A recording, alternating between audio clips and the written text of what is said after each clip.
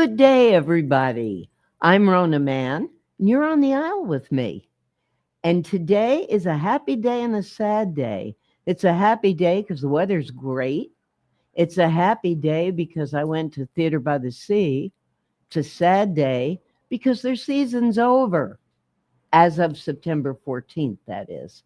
This is the last show of the season, Heartbreak Hotel. It seems like my friend Karen and I just sat down in our seats for the first show, the Patsy Cline show, and whew, like the whole year gone. The season is over. They were asking us during their curtain speech Friday night what shows we wanted to see for next year. And they read off a list of 10 different shows, 10 all musicals, if you don't know Theater by the Sea. And the audience was giving them kind of a thumbs up or a thumbs down with woohoos and yays and blah.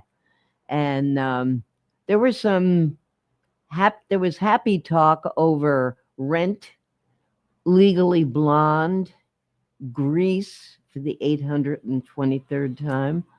And then there was over the Bonnie and Clydes. I still don't know why that should have been a musical. Great movie, though. Anyway, we're here to talk about Heartbreak Hotel. And yes, it is the story of Elvis.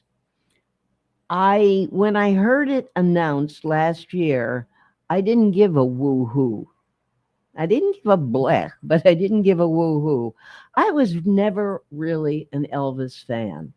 I didn't hate him, but when I was a kid and he was coming up, I was way more interested in Broadway songs than I was in any kind of rock and roll. So he didn't do anything for me. The Beatles didn't do anything for me. But you know what? He did something for me on Friday night because what a show they have. Bill Hanney, you saved the best for last. He really did. It was a very good season, but this was amazing, which is why we never should have assumptions. It's very bad to assume, but we all do it. And I kind of went with my friend thinking, yeah, it'll be okay. I'm sure I know most of the music, and, they do a good job at Theater by the Sea. But I wasn't expecting what I got. And what I got absolutely was being blown away. 2.5 hours long, that's including the intermission. Without a doubt, the best choreography of the season. You would think you're watching a show about a rock and roller, so you would think it's all the music, it's all the songs. It is all that. But then it's all the dancing. And then there's a plot, which I'm not used to with musicals. Usually plots are very thin, but this was good. Here you've got the director is also the choreographer. Her name is Nikki Snelson. And she's very smart because she didn't try to do an imitation. And the guy she got to play Elvis, his name is Joe Hebel. I was saying Hebel, but my boss thinks it's Hebel, and who's going to argue with the guy who pays you at the end of the week? I do not have an opinion either way. And you do not pay me at the end of the week either. Well, it's Hebel, and if his mom's listening, I think it's Hebel. He thinks it's Hebel. We're just going to call him Joe. But Joe is terrific, and he has learned. He has done Elvis a number of times in Las Vegas. I don't know what he did in Las Vegas at the Paris Hotel, but at Theater by the Sea, he does not try to imitate. And that's what is so good. He doesn't look like Elvis. He can, at times make his face and his body look a little bit like Elvis, but he just has his own sound, his own everything. But in a very short time, you believe that is Elvis Presley up there. That is a young man who wants attention. That is a young guy who says, I sing different than anybody else. Give me a shot. Give me a chance. Look at me. And they do. The other thing that Joe does, you hear an awful lot today. In fact, in the beginning, it was kind of unusual, and then it was cute, and now it's annoying because they say it about a lot of performers. He or she is a triple threat. And if you haven't heard the expression, that means that he or she can sing, they can dance, they can act. Well, Joe is a whole lot more than that. He is not a triple threat. He is a quintuple threat. There isn't anything he cannot do. He belts out those rock and roll songs, but when there is a ballad or a romantic song, it's a beautiful voice he has. He can dance with the best of the ensemble. And I'm telling you, that ensemble, I kept looking at them and thinking, how many of them as kids took gymnastics and wanted to go to the Olympics? Because this is not just choreography, this is a lot of gymnastics. They are absolutely great. Getting back to Joe, he swaggers, he swivels, he swings, he splays, and he just gives a performance like there has been none other this year. So you've got a big cast here. When we walked in and I saw all the pictures in the lobby, my first thought was, how do you get them all on that stage? Because Theater by the Sea is not the biggest stage. There are about 28 or 29 in the cast, many of whom make up the ensemble. But the ensemble is a big part of it, and they are on stage a good bit of the time. But the director, Nikki Snelson, does a terrific job. It never looks crowded. You just want to keep watching. You don't want to take your eyes off of them. The show doesn't get into the weeds. It starts with him just coming up in Memphis when he couldn't get arrested. And it goes about as far as his first comeback. And they don't get into the bad stuff. There are hints from time to time. At one point, he's frustrated in the recording studio, and you see him reach for a bottle of pills, and he swallows one. That is the only time you see those pills. He yells at his band, and he stops them a bunch of times, telling them they don't have energy. They don't have this. They don't have that. And just getting on their nerves till they walk out on him. But like I said, you don't get into the weeds. You just see little touches. Again, that's a great director, and that is a great actor. That actor has so much energy, so much talent, and you can tell he believes he's Elvis. He loves his family. There's a lot in there with his mom and dad, especially his mother, a very big part of it. He is a performer, Joe is, that you're not going to forget. Long after the last note is played, the lights go out. I was thinking when I was driving here today, if indeed they do wind up doing Grease next year, which got a big reaction when the audience was asked, would you like to see it? There's your Danny Zuko, if they want to bring him back, and they probably should. He is a consummate performer. And how he could keep the leg moving all the time and the hips moving, it never stopped. In fact, I turned to the person I was with at one point and I said, how does he not have a hernia?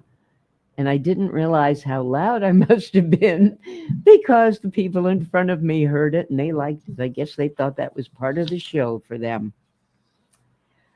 I look forward to Theater by the Sea bringing him back. He is a lot more than a one-trick pony, and I think he could do pretty much any role. Then there was Laird Lacoste. The name is bigger than he is. I believe I read he's 12 years old. He looks like he's about 7 or 8. He plays Elvis as a child. And I can tell you, I have seen a number of shows with child actors, primarily the Trinity Christmas Carol productions. And they always get some pretty good kids and they alternate them, but you still know you're watching kids doing a role. This guy, Laird Lacoste, remember him. He is going to go somewhere big. He is from Massachusetts. He obviously commutes in for the shows he's doing. And again, they do have this role double cast. I was so fortunate to see him. He has a vocal range that's absolutely remarkable. And probably he's going to lose some of it in a year or two because he could sing opera.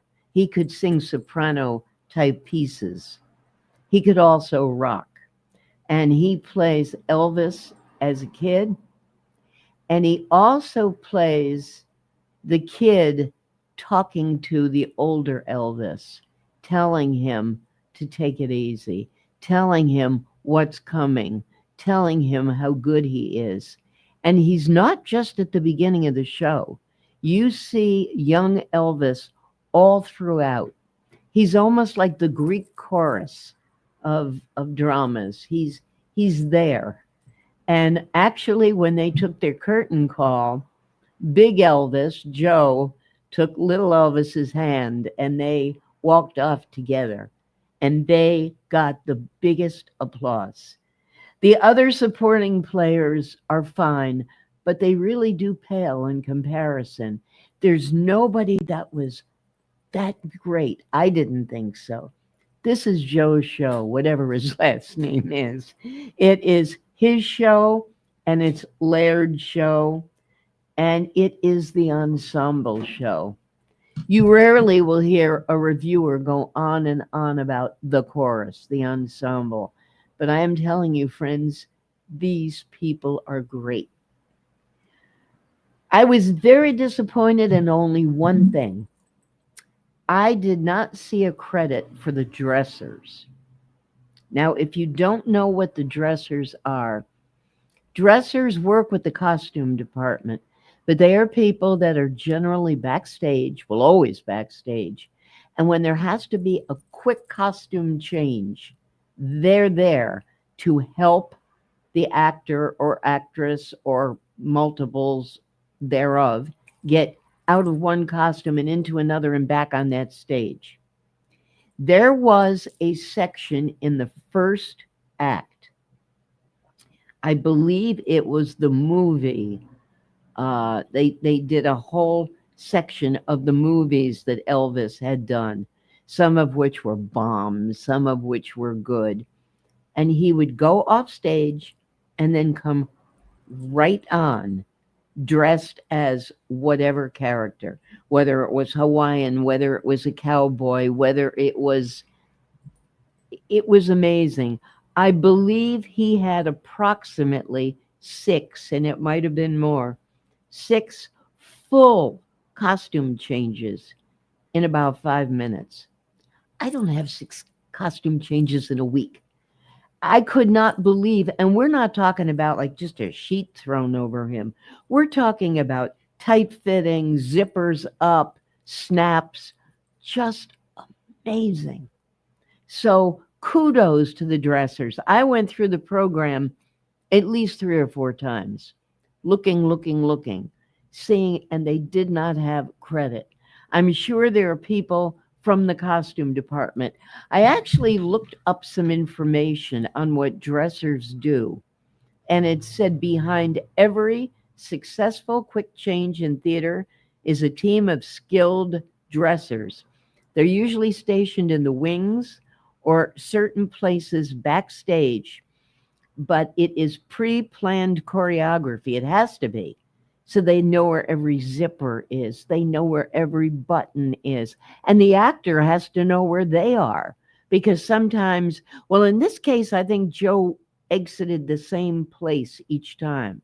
But sometimes they have to go to stage left or stage right. And that's where the people are. It is definitely a choreography. The costumes are preset, often they are laid out. It is quick change, out of the box thinking. My God, they did a good job. And the other thing that was magnificent, the lighting design. The opening and the beginning of the ending are the same scene. So it's like you've had a flashback of his life. And in both cases, he is out there dressed in black leather in a very dark, on a very dark stage. And then one arm comes out, another arm comes out. And these are all choreographed to the lighting. And then he takes another pose. I don't even want to try to imitate what he did. So brilliantly. Even that's choreographed. So it's not just the dancers, it's the lighting, it's the costumes, it's Joe. The lighting design was done by Paul Jonathan Davis and his assistant, Micah Dominguez Schatz, and it just added so much, as did the orchestra. They had about a, I'm looking in the program, they had 6 or 7 pieces. Excellent. Terrific drumming and terrific guitar playing. Really so good. So let's get back to assumptions. Maybe you loved Elvis. Maybe not so much. Don't let that stop you from going to Theater by the Sea. Even if you didn't care for Elvis or rock and roll like I didn't when I was growing up, but if you love a musical with a decent plot, if you love true professionals who really know what they're doing, if you love an orchestra that's got a varied libretto, and you want the best dancing in town, you've only got till the 14th of September. They've got matinees on Wednesdays and Thursdays and one of the weekend days, I think Saturdays. They've got a lot of shows coming up, but believe me, when people are out there talking, they're going to sell out. They've already sold out a few shows. You've got Labor Day weekend coming up. It ain't all about hot dogs and hamburgers. Go see a great show. Go see Heartbreak Hotel. And I'll be back in just a couple of weeks because Trinity Reps open and their first show's coming up. I'm Rona Mann. You're on the aisle.